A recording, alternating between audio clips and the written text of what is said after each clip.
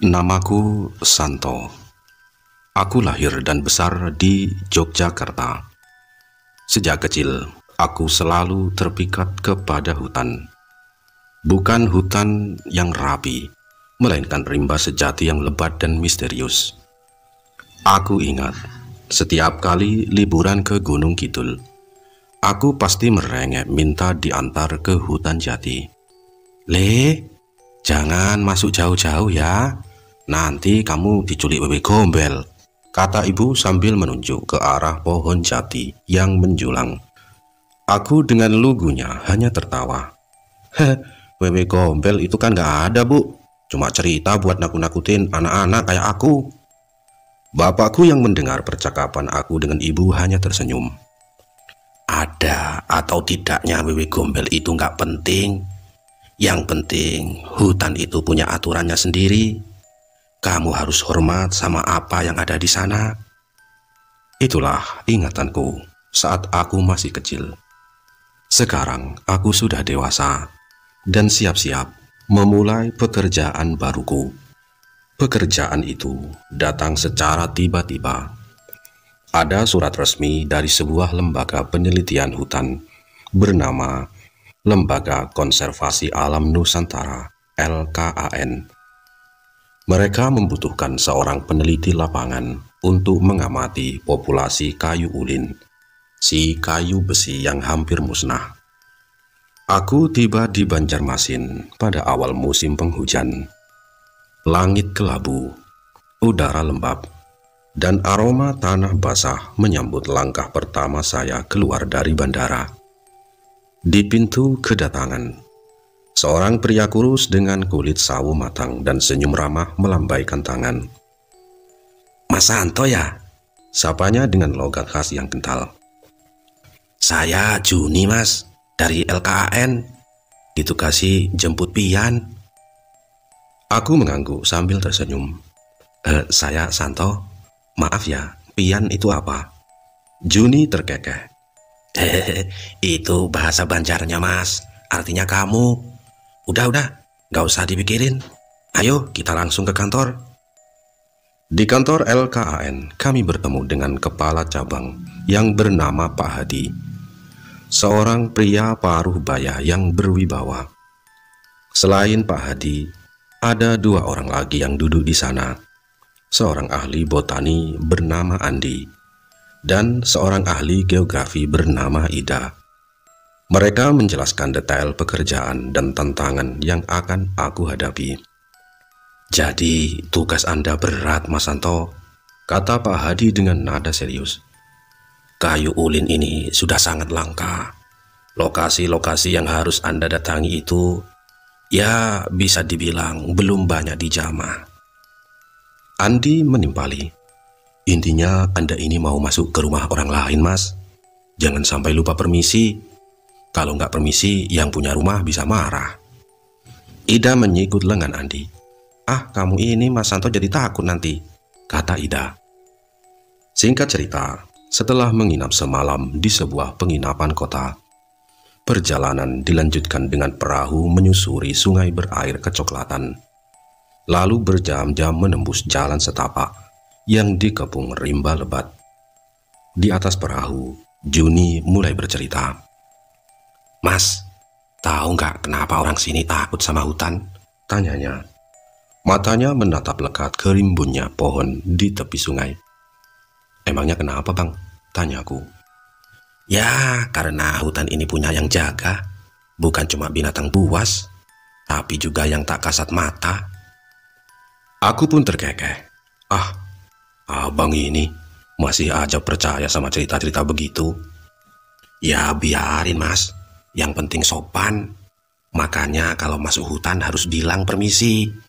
Nanti kalau kita kesasar atau diganggu, yang disalahin kan bukan abang, tapi karena abang gak sopan," kata Juni memicingkan matanya, lalu melanjutkan ceritanya dengan nada yang lebih pelan. "Saya juga punya teman, Mas. Namanya Imron. Dulu dia juga penjelajah, sama kayak Mas. Orangnya songong, suka ngejek hal-hal mistis. Satu waktu dia nemu pohon ulin yang gede banget. Saking sombongnya dia ketawa-tawa di bawah pohon itu. Gak lama, dia kesurupan, Mas. Badannya kaku, mulutnya berbusa, terus teriak-teriak minta dilepas. Padahal gak ada yang pegang dia. Akhirnya dia mati di sana. Mayatnya utuh, tapi matanya melotot. Kayak lihat sesuatu yang benar-benar bikin dia ketakutan. Juni terdiam, membiarkan aku mencerna ceritanya. Malam mulai turun, dan perahu kami akhirnya sampai di sebuah tepian rawa.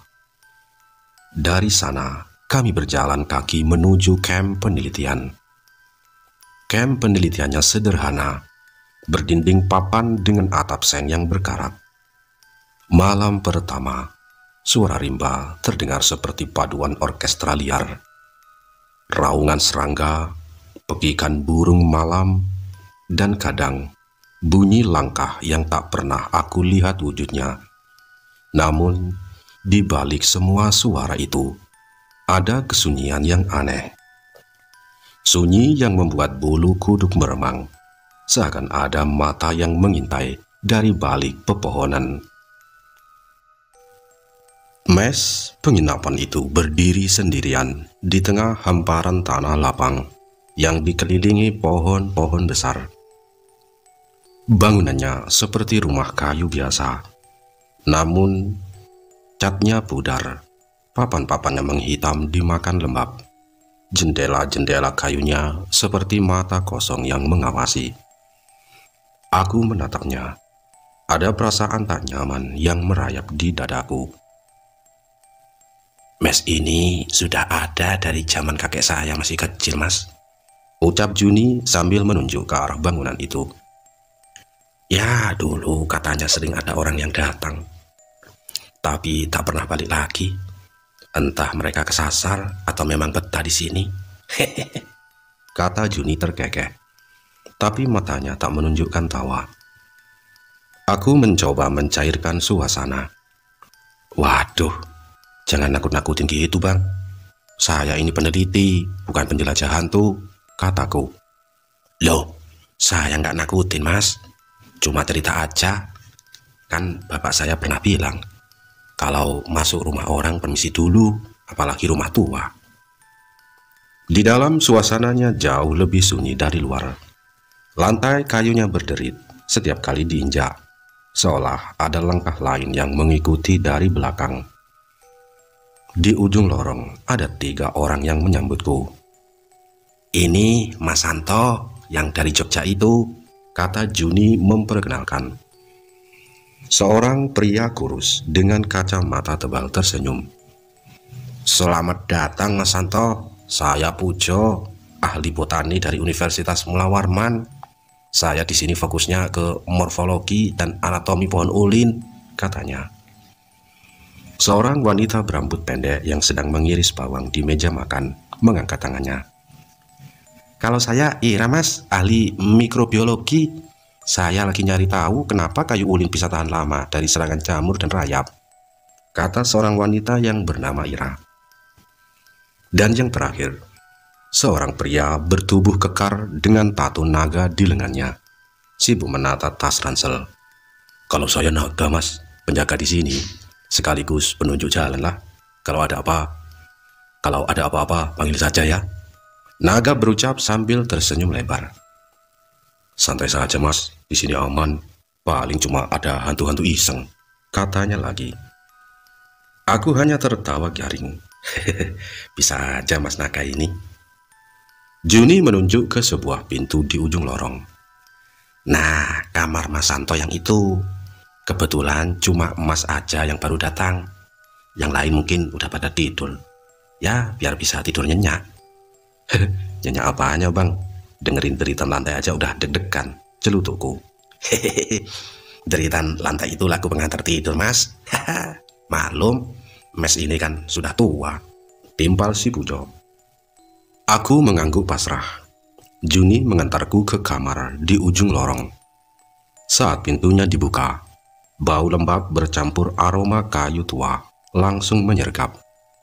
Di sudut ruangan, sebuah ranjang besi berkarat berdiri diam. Di atas meja kecil, terdapat buku catatan lusuh. Aku melihat tanda aneh berupa lingkaran hitam yang digambar berulang-ulang. Mas, ini buku siapa ya?" tanyaku pada Juni yang masih berdiri di ambang pintu. Juni melirik sekilas, lalu bergidik. Wah, itu buku penelitian si Imron, Mas, yang saya ceritain di perahu itu. Ya, dia suka coret-coret kalau lagi mikir. Nggak tahu kenapa, di akhir-akhir ini dia sering gambar lingkaran hitam, kayak semacam ritual gitu," katanya. Aku terdiam merinding. Juni cepat-cepat menenangkan. Sudahlah Mas, anggap saja coretan orang stres. Saya pamit dulu ya, mau ke kamar." Juni lantas pamit, meninggalkan aku sendirian. Aku membaringkan diri di ranjang, mencoba mengabaikan bau apek dan dingin yang menusuk. Tiba-tiba suara Ira terdengar dari luar. "Loh, Mas Santo, kok belum tidur?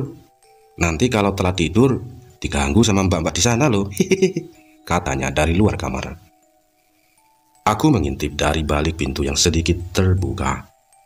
Ia ternyata berbicara pada Naga yang sedang asik merokok di ruang makan. Naga tertawa. "Alah Ira, jangan nakut-nakutin gitu, nanti Mas Santo ketakutan. Biarin saja dia tidur, nanti kalau ada apa-apa panggil aja saya siap jagain kok," kata Naga. Malam itu hujan turun deras, memukul atap seng dengan irama tak beraturan. Listrik sudah padam, karena jam 9 genset harus dimatikan, mengingat kita harus mengirit di dalam bahan bakar genset ini. Dan seluruh bangunan hanya diterangi cahaya samar dari lampu minyak. Suara tetesan air merembes dari langit-langit, bercampur dengan bunyi ranting yang patah di luar sana. Dalam gelap, aku mulai merasakan hawa dingin yang tak biasa. Dingin yang tidak berasal dari udara malam. Dingin itu seolah berasal dari dalam diriku, dari ketakutan yang pelan-pelan merayap naik. Aku teringat lagi cerita Jugi dan lingkaran-lingkaran hitam aneh di buku itu. Apakah ini pertanda bahwa aku pun akan menjadi korban berikutnya? Malam itu, hujan sudah reda, namun hawa lembabnya masih terasa. Angin berembus pelan, membawa aroma tanah basah dan dedaunan busuk. Aku mencoba memejamkan mata, tapi suara-suara dari hutan tak memberiku izin. Bunyi serangga yang terlalu nyaring, desah daun yang bergesekan, dan sesekali hentakan seperti langkah kaki jauh di luar sana. Tiba-tiba, dari kamar sebelah, aku mendengar suara Pujo berbisik. Kamar yang hanya dipisah oleh papan kayu, yang jelas suara orang berbicara bahkan berbisik pun pasti akan terdengar. Mas Santo, kamu sudah tidur?" kata Pujo. Aku terkejut, lalu berbisik balik. Belum Mas, kenapa ya Mas?" tanyaku. "Ini loh, kamu mendengar suara itu nggak Mas?" tanya si Pujo. Suara apa Mas?" tanyaku lagi. "Suara yang kayak orang lagi ngetok-ngetok kayu dari luar." Aku terdiam. Pujo benar. Suara ketukan itu pelan dan teratur, seolah-olah ada seseorang yang sedang memahat batang pohon. "Alah, itu kayaknya si Naga lagi patroli Mas," kataku berusaha menenangkan. Naga sudah tidur dari jam 9 Mas. Dia bilang tadi badan pegel semua," jawab Pujo. "Udahlah Mas, tidur saja, anggap saja cuma suara serangga," kata si Pujo lagi, mengajakku untuk tidur kembali. Aku mengangguk. Padahal Pujo tak bisa melihatku. Aku kembali mencoba tidur. Dan entah kapan tepatnya, tiba-tiba aku berada di sebuah tempat yang asing. Hutan, namun berbeda dari yang aku kenal. Pohon-pohon di sana menjulang tak masuk akal. Batangnya hitam berkilap seperti diselimuti jelaga. Akar-akar raksasa merayap di tanah, bergerak perlahan seperti ular. Langit di atas kelam, tanpa bintang, tanpa bulan, hanya warna hitam yang menelan semua cahaya. Di tengah hutan itu berdiri sebuah pohon ulin yang ukurannya tak wajar. Batangnya begitu besar hingga aku tak bisa melihat ujungnya. Dari sela kulit kayunya keluar tetesan getah berwarna merah tua, mengalir lambat seperti darah. Aku melangkah mendekat, tapi tanah di bawah kaki berubah menjadi lumpur pekat. Setiap langkah membuat tubuhku semakin tenggelam. Saat berusaha melepaskan kaki, aku merasakan sesuatu meraih pergelangan tanganku. Dingin, keras, namun bentuknya menyerupai jari manusia. Tarikan itu semakin kuat, menarikku ke bawah. Sementara dari kejauhan terdengar suara ketukan, pelan, teratur, seperti seseorang memukul batang pohon dengan benda berat.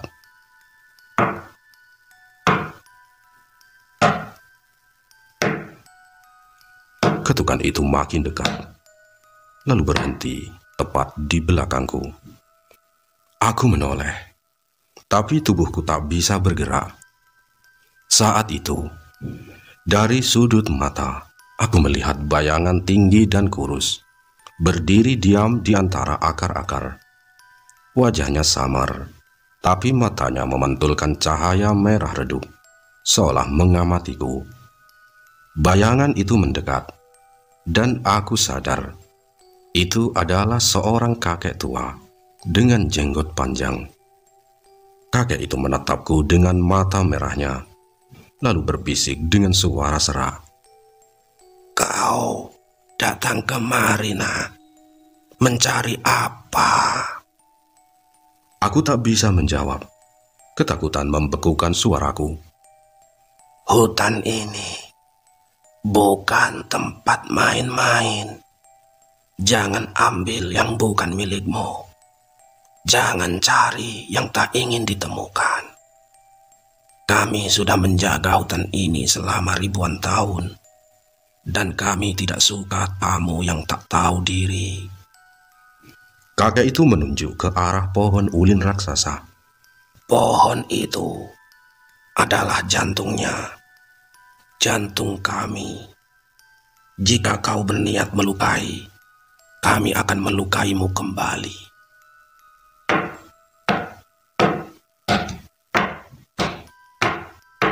Suara ketukan di belakangku tiba-tiba semakin cepat, keras, dan tak beraturan. Kakek itu tersenyum tipis. "Itu mereka. Mereka sudah tahu kau di sini. Selamat datang di rumah kami, nak." Aku terbangun dengan napas terengah. Peluh dingin membasahi punggungku. Lampu minyak di sudut kamar sudah padam. Namun yang membuatku terdiam lama adalah bunyi ketukan itu masih terdengar pelan dari arah luar jendela kamar. Aku terbaring, menatap kegelapan. Di luar, suara ketukan itu berlanjut, seolah-olah ada seseorang yang memaku sesuatu di dinding luar kamarku. Keringat dingin kembali membasahi tubuhku.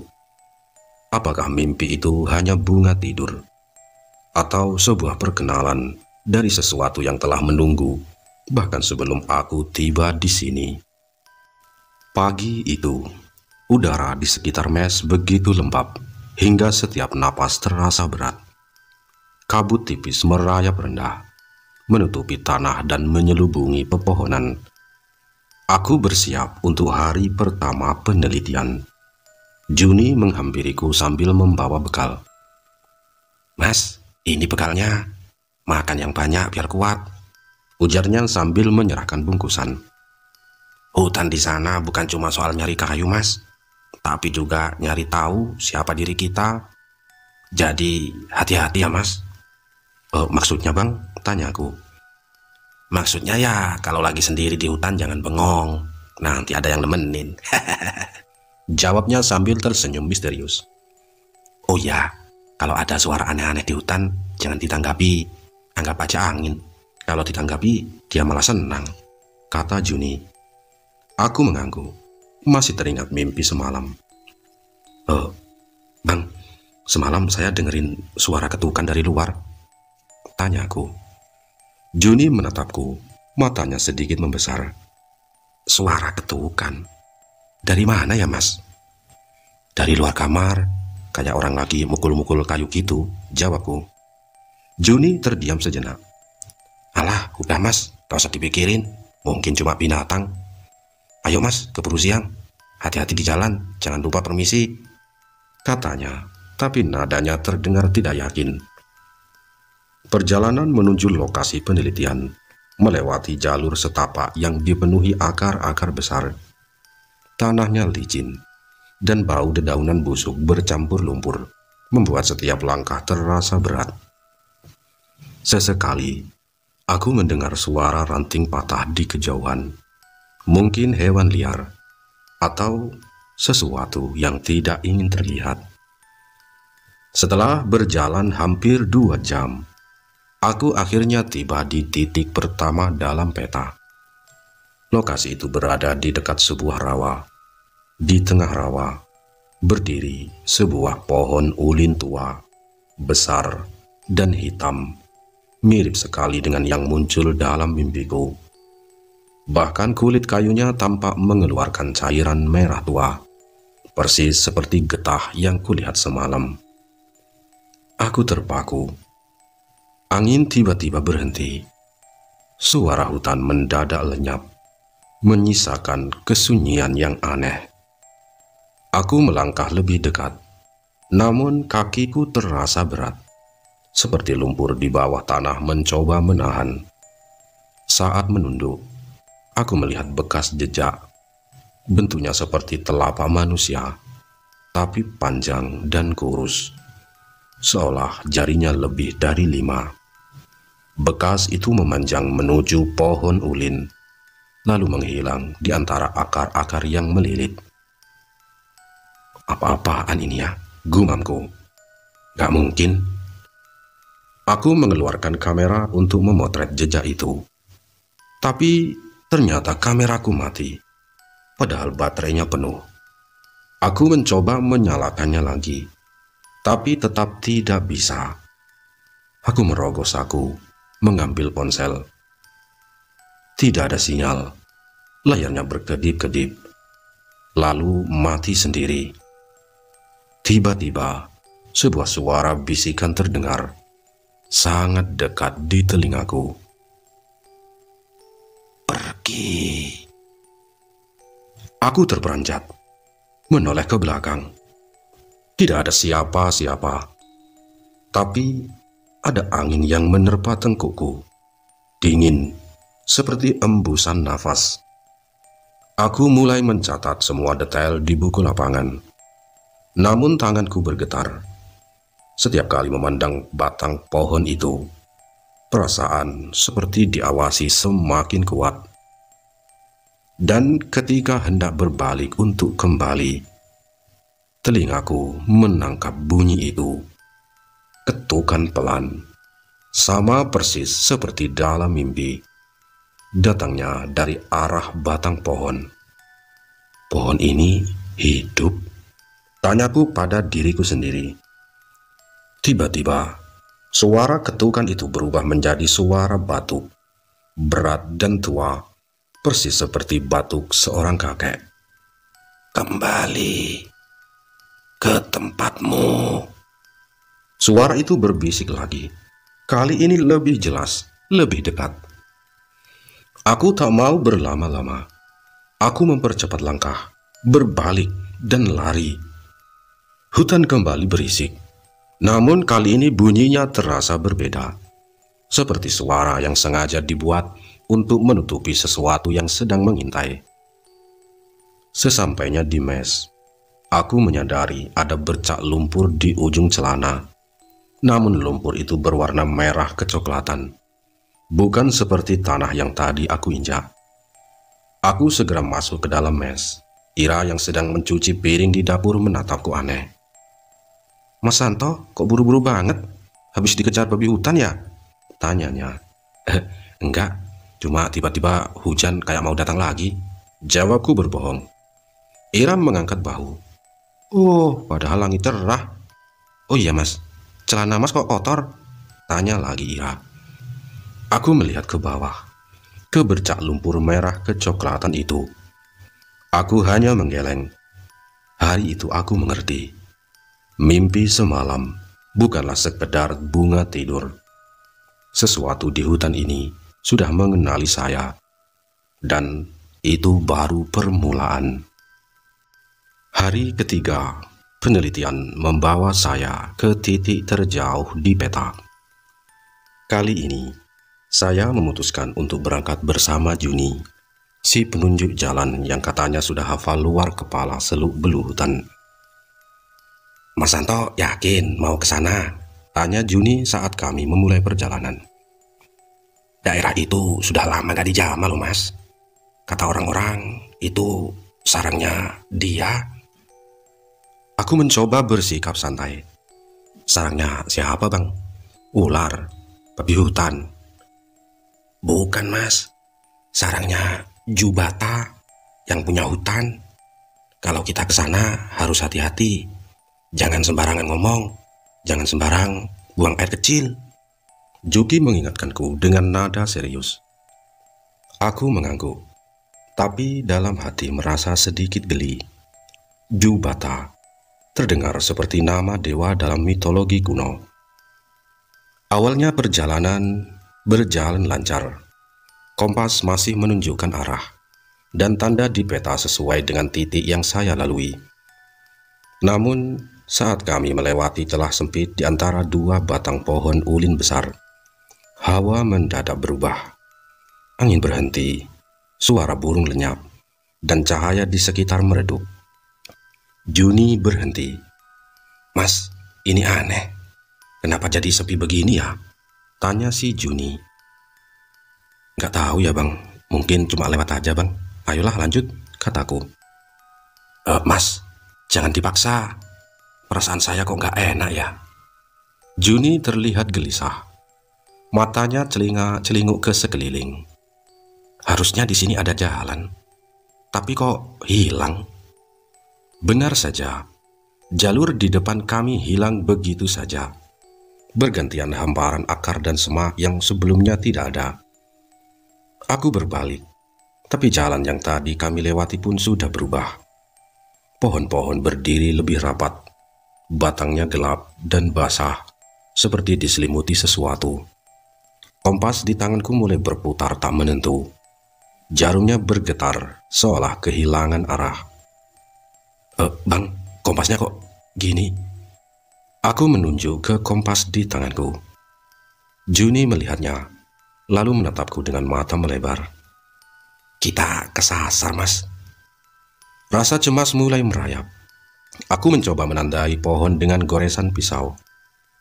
Namun saat berjalan beberapa langkah dan menoleh, tanda itu sudah hilang. Bang, lihat tanda goresan saya hilang," tanyaku. Juni menggeleng-gelengkan kepala. "Saya sudah bilang mas, kita masuk ke wilayahnya dia. Dia nggak mau ada jejak kita di sini." Tiba-tiba Juni terdiam, menatap ke sesuatu arah. "Mas, kok di sana kayak ada bayangan?" Aku mencoba mengikuti arah pandang Juni. Namun, Juni tiba-tiba berteriak. Mas Santo, lari mas, itu bukan manusia mas, ayo." Aku tak sempat melihat apa yang Juni maksud. Saat aku menoleh, Juni sudah tak ada. Hanya ada tas ranselnya yang tergeletak di tanah. Bang Juni, Jun, teriakku memanggilnya. Tapi yang terdengar hanya gema suaraku sendiri. Aku sendirian. Di tengah kebingungan itu, aku mendengar bunyi yang familiar. Ketukan pelan, berirama, seperti memanggil. Suaranya datang dari arah yang tidak bisa saya pastikan. kadang terdengar di kanan, lalu tiba-tiba di kiri. Aku mempercepat langkah, namun setiap kali mendekat, bunyi itu menjauh. Langit mulai meredup, tanda malam akan segera datang. Kabut tipis merayap di antara batang pohon, membuat pandangan semakin terbatas. Lalu di kejauhan, aku melihatnya. Sebuah siluet tinggi dan kurus berdiri di antara akar. Tidak bergerak, tidak mendekat, hanya berdiri diam sambil menghadap ke arahku. Meski jaraknya jauh, aku tahu pasti matanya memancarkan cahaya merah redup, sama seperti dalam mimpi pertama saya. "Hei, siapa kau?" teriakku dengan suara bergetar. "Apa maumu?" Bayangan itu tidak menjawab. Namun suara ketukan dari arahnya semakin cepat, semakin keras. Aku memutuskan untuk berlari, menembus semak dan akar tanpa peduli arah. Nafas tersengal, dada terasa terbakar, hingga akhirnya saya terjatuh di tanah yang lebih lapang. Aku menoleh ke belakang. Siluet itu sudah hilang, tapi suaranya masih ada. Ketukan itu kini terdengar sangat dekat, tepat di atas kepalaku. Aku mendongak, dan pemandangan itu membuat darahku seolah berhenti mengalir. Di atas salah satu dahan pohon, tergantung tas ransel si Juni, dan di bawahnya ada tulisan yang digores dengan pisau di batang pohon. Tulisan itu berbunyi, "Kembali." Gelap mulai menelan hutan. Langit di atas tak lagi memperlihatkan sisa cahaya sore. Hanya hitam pekat yang menekan dari segala arah. Angin bertiup pelan, namun dinginnya menusuk hingga ke tulang. Aku sadar, aku belum benar-benar keluar dari hutan. Apa yang kulihat tadi mungkin hanyalah ilusi, atau mungkin tipuan yang sengaja dibuat untuk menyesatkan. "Bang! Bang Juni! Bang! Di mana kau?" bisikku lirih, berharap ada jawabannya. Tapi yang kudapat hanyalah suara angin yang berdesir di antara dedaunan, seolah menertawakanku. Setiap langkah terasa semakin berat. Akar-akar besar menyembul dari tanah seperti urat raksasa. Kabut makin tebal, dan pandangan hanya terbatas beberapa meter di depan. Suara ketukan itu kembali terdengar. Kali ini lebih dekat. Ritmenya teratur, seakan mengiringi langkahku. Kamu mau apa?" "Aku cuma mau keluar dari sini," tanyaku dengan suara bergetar. Ketukan itu tidak menjawab, tapi bunyinya semakin keras. Aku mencoba berjalan cepat, namun hutan ini seperti memutar arah langkahku. Batu yang tadi saya lewati muncul lagi di hadapan. Pohon dengan batang retak yang kutandai sebelumnya kini berada di sisi yang berbeda. Semua tanda dan petunjuk seolah berubah tempat. Asem, sialan, ini gak masuk akal, umpatku frustasi. Di tengah kebingungan itu, aroma aneh tercium. Campuran tanah basah dan bau besi, seperti darah yang mengering. Aku menoleh, dan di balik kabut, siluet tinggi itu muncul lagi. Lebih jelas kali ini. Tubuhnya kurus memanjang, kulitnya pucat keabu-abuan, dan kedua lengannya terlalu panjang untuk proporsi manusia. Dari ujung jarinya menetes cairan merah tua yang membentuk bercak di tanah. Aku ingin berlari, tapi kakiku seperti ditahan. Tanah di bawah berubah menjadi lumpur merah, perlahan menelan telapak kakiku. Sesuatu yang dingin dan keras meraih pergelangan, menarik perlahan ke bawah. Detak jantungku memburu, dan di telinga, suara ketukan berubah menjadi bunyi seretan logam di kayu, panjang, dalam, menusuk. Tolong! Tolong aku! teriakku, tapi suaraku seolah tertelan oleh hutan. Ketika mencoba menarik kaki, kabut di depan bergeser, memperlihatkan sosok itu berdiri hanya beberapa langkah di depanku. Matanya memancarkan cahaya merah redup, tidak berkedip, dan di antara kabut, aku bisa melihat mulutnya bergerak tanpa suara, namun bentuk bibirnya seperti sedang menyebut nama saya. Santo. Aku menutup mata, berharap ini hanya mimpi buruk. Tapi ketika membukanya lagi, aku sudah berdiri di sebuah tempat asing. Lingkaran tanah kosong di tengah hutan, dikelilingi pohon ulin tua, dan di salah satu batang ada bekas goresan besar menyerupai tanda lingkaran hitam. Sama persis dengan yang pernah kutemukan di buku catatan Imron di mes. Disinilah aku sadar, aku tidak hanya tersesat secara fisik. Aku telah masuk ke dalam wilayah milik sesuatu yang tak ingin aku keluar lagi. Malam terus turun tanpa peringatan. Hutan di sekeliling berubah menjadi labirin hitam, dan kabut yang tadinya tipis kini semakin padat. Suara ketukan yang sedari tadi menguntit lenyap, digantikan bunyi desir dedaunan yang seolah berbisik.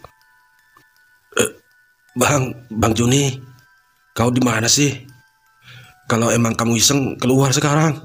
Gak lucu bang, bisikku lirih. Namun tak ada jawaban, hanya kesunyian yang mencekam. Aku berjalan tanpa arah, mengikuti insting yang tak lagi terasa meyakinkan. Lalu, di sela kabut, sebuah cahaya redup muncul. Bukan cahaya lampu, melainkan nyala kuning seperti obor tua. Aku mendekat perlahan, dan dari balik kabut muncullah sosok seorang kakek. Tubuhnya bungkuk, bahunya kurus, rambutnya putih panjang sampai menutupi sebagian wajah. Kulitnya keriput dan keabu-abuan. Ia mengenakan kain lusuh yang warnanya sudah tak bisa dikenali. Dan di tangannya tergenggam tongkat kayu ulin yang ujungnya penuh goresan. Aku berhenti. Jantungku berdebar tak karuan. Kakek siapa? Tanyaku dengan suara bergetar. Kakek itu tak menjawab. Hanya satu matanya yang terlihat. Mata yang tampak terlalu gelap untuk mata manusia. Ia memandangiku lekat-lekat, seolah menembus jiwaku. Kau bukan dari sini. Aku tahu tujuanmu. Suaranya serak, berat, seperti gesekan batu. Aku berusaha mengumpulkan keberanian. Saya tersesat, kek. Saya hanya seorang peneliti. Saya tidak bermaksud mengganggu. Kakek itu tertawa pelan. Tawanya terdengar seperti gemerisik daun kering. Peneliti. Kau ingin meneliti rahasia kami. Tapi kau bahkan tak tahu cara meminta izin. Saya sudah meminta izin. Saya sudah permisi. Ujarku mencoba membela diri. Kakak itu menghentakkan tongkatnya ke tanah perlahan. Bunyi hentakan itu membuat kabut di sekitar bergulung, memperlihatkan bayangan-bayangan tinggi di antara pepohonan. Bayangan yang bergerak meski angin tak berhembus. Di belakang kakek itu, aku melihat sebuah tanda lingkaran hitam besar yang terukir di batang pohon, sama seperti di buku catatan Imron. Ini yang saya lihat di buku, gumamku. Ini pertanda bahwa kau telah memasuki wilayah yang bukan milikmu. Kami telah mengawasimu sejak kau tiba di sini. Aku terdiam, tak bisa berkata-kata.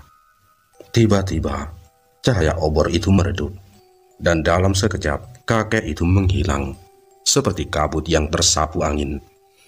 namun lingkaran tanah kosong itu tetap ada di hadapanku. Dari arah gelap, suara ketukan kembali terdengar.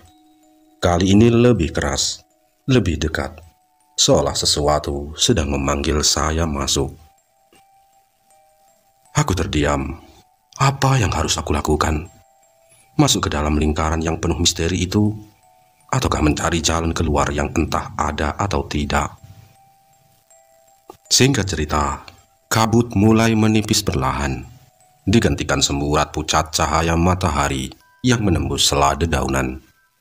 Aku terbangun di lingkaran tanah kosong yang semalam menjadi tempat saya bertemu kakek misterius. Tubuhku terasa berat.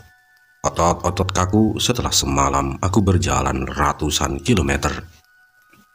Di telinga, gema bunyi ketukan masih terasa samar-samar, meski kini tak ada yang terdengar.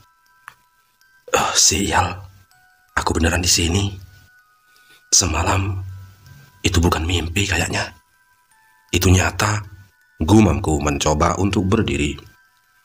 Aku meraba saku celanaku, mencari ponsel. Benda itu mati, dan layar kaca di depannya retak.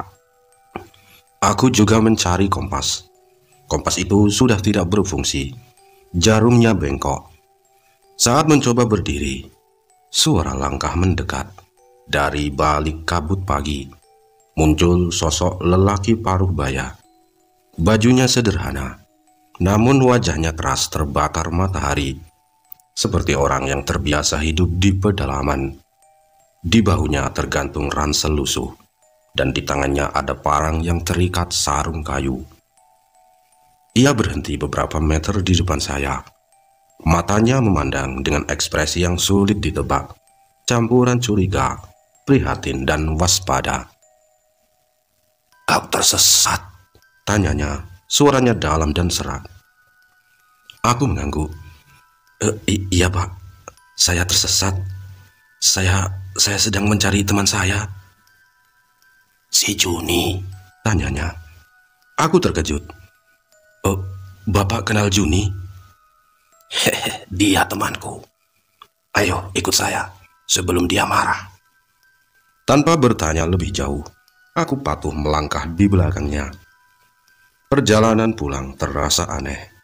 Jalur yang ia lalui tampak jelas, seakan ia hafal setiap pohon, setiap akar yang menyembul. Namun yang membuat bulu kuduk saya meremang adalah kenyataan bahwa jalur ini sama sekali tidak saya kenali.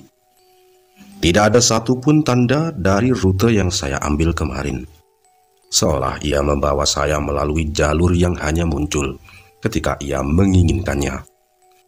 "Ini jalur apa, Pak? Saya kok nggak pernah lihat?" tanyaku. "Jalur yang hanya bisa dilewati kalau kau diizinkan. Jalur ini punya penunggunya sendiri," jawabnya tanpa menoleh. Sesekali ia menoleh ke belakang, memastikan saya mengikutinya. Dan setiap kali tatapan kami bertemu, ada kilatan aneh di matanya, seperti orang yang menyimpan rahasia besar. Kami berjalan cukup lama, hingga akhirnya suara hutan kembali terdengar normal. Burung berkicau, serangga berdesir, seakan malam sebelumnya hanyalah mimpi buruk yang larut bersama gelap. "Kita sudah sampai. Itu mes kamu," katanya, menunjuk ke arah mes yang terlihat samar di kejauhan. Terima kasih, Pak. Bapak siapa?" kataku lega. Lelaki itu tersenyum tipis. "Panggil saja Paman Udun. Kamu cepatlah masuk, jangan sampai terlambat." Terlambat apa?" tanyaku bingung. Paman Udun menoleh dan tatapannya kembali ke arah hutan. "Terlambat untuk selamat." Sebelum kabut benar-benar hilang, aku sempat menoleh ke belakang. Di kejauhan, di antara batang-batang ulin yang menjulang, saya melihat siluet kakek misterius itu berdiri, diam, menatap ke arah saya. Dengan obor redup yang nyalanya hampir padam. Di sampingnya, aku melihat sosok kurus yang pucat. Sosok yang mengejarku semalam. Sosok itu melambaikan tangan perlahan, seolah berpamitan atau menunggu. Singkat cerita, aku kembali ke mes dalam kondisi linglung. Pintu terbuka, dan di sana ada Pujo, Ira, dan Naga menyambutku dengan wajah lega, namun juga bingung. "Mas Santo, ya ampun, kemana saja Anda?" teriak Ira langsung memelukku. Aku menatapnya, lalu menatap Pujo dan Naga. "Kenapa sih kalian? Aku cuma pergi sehari. Aku tersesat di hutan. Aku ketemu Paman Udun, dan dia yang mengantarku pulang." Ketiganya saling pandang. Naga melangkah maju, tangannya menepuk pundakku. "Mas Santo, Anda sudah hilang selama 1 minggu. Paman Udun yang kasih tahu kami kalau Anda tersesat. Dia bilang jangan khawatir, karena Anda bakal kembali dengan selamat," kata si Naga. 1 minggu? Itu tidak mungkin, tanyaku tak percaya. Pujo berjalan ke mejaku, mengambil buku catatan penelitianku. "Ini Anda lihat sendiri, Mas. Tanggal terakhir Anda mencatat adalah 7 hari yang lalu." Aku membuka buku itu. Benar saja. Halaman terakhir yang tertulis adalah tanggal yang kucatat di hutan, diikuti dengan serangkaian coretan yang tak bisa kubaca. Di halaman-halaman berikutnya kosong. Lalu di halaman terakhir ada sebuah sketsa.